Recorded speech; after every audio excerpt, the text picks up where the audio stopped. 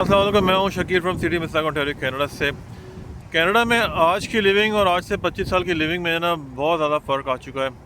और अगर आप भी कनाडा आना चाहते हैं तो यहाँ पे काफ़ी चैलेंजेस जो है ना वो लिविंग के हवाले से हैं। जैसे कि पहले ये होता था कि एक ही जॉब से जो है ना एक फैमिली आराम से गुजारा कर लेती थी। बहुत से लोग जब न्यू कमर यहाँ आते थे तो सबसे जो इजी जॉब होती थी ना वो एज ए सिक्योरिटी गार्ड होती थी।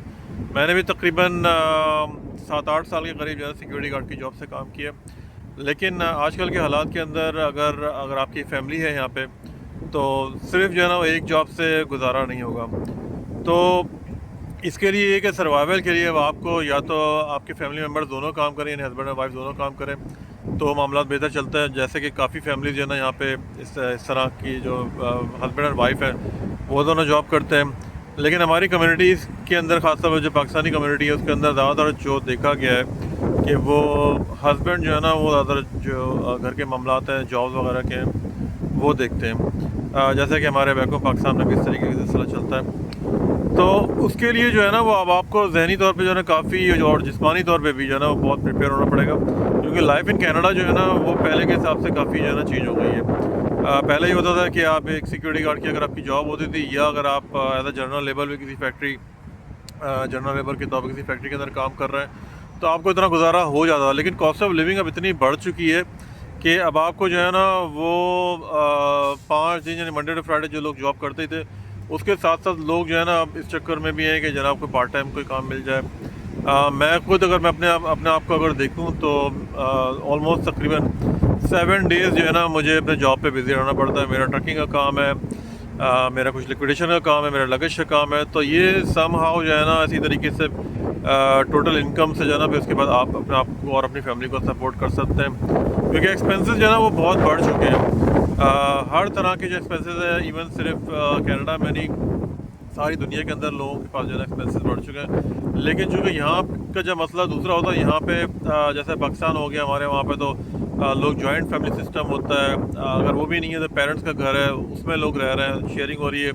लेकिन यहाँ पे जो फर्स्ट जनरेशन है ना उसको आके कुर्बानी देनी पड़ती है। फर्स्ट जनरेशन से मकसद ये हो गया जैसे मैं यहाँ पे आया, मैंने स्ट्रगल की 20 साल 25 साल मेहनत करके कुछ घर बना लिया या कोई एसेट बना लिया या कुछ भी मतलब कर लिया, तो उसका जो फ़ायदा है ना फिर वो जो नेक्स्ट जनरेशन है उसको थोड़ा मिलता है। लेकिन जो फर्स्ट जनरेशन की जो कहानी है ना वो यहाँ पे समटाइम बहुत ज़्यादा दर्दनाक भी होती है। बड़े मसाइल होते हैं, फैमिलीज़ के इश्यूज़ होते हैं, जॉब्स के इशू होते हैं, मेंटल स्ट्रेस है, फिज़िकल इश्यूज़ है, वेदर के इश्यूज़ हैं। जॉब पे आप जा रहे हैं, सर्दी है, बर्फ़ के अंदर कोई मसला हो गया, कोई आप स्लिप हो गया, स्लिप एंड फॉल हो गया, एक्सीडेंट हो गया, तो यहाँ पे जो है ना लेवल ऑफ स्ट्रेस जो है ना वो बहुत ज़्यादा होता है। क्योंकि आप जिस तरीके से अपनी फैमिली लाइफ अपने बैक होम या दूसरी जगह पे एंजॉय करते हैं, यहाँ पे वो रिसोर्सेज है ना वो ज़रा कम ही होते हैं।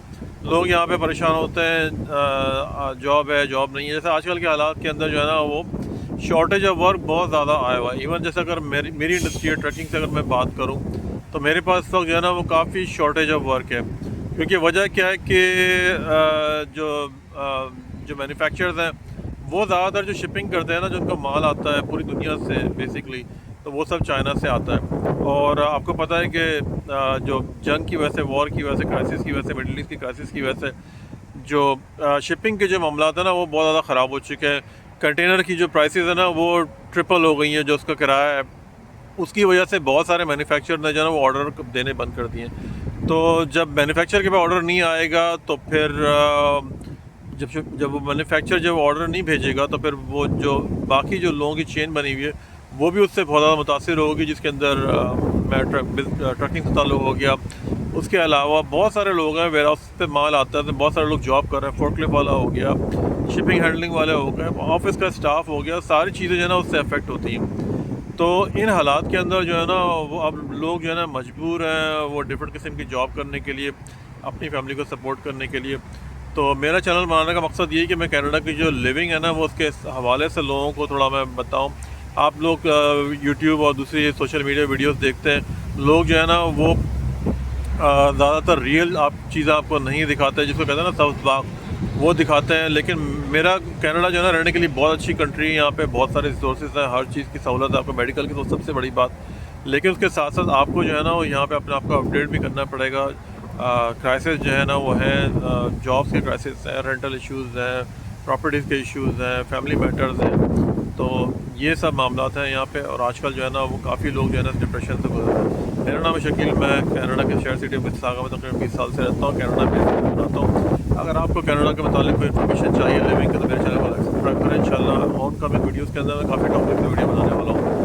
मुझे तो इजाज़त, Shakeel from city Mississauga, Ontario, Canada से। अल्लाह हाफिज़।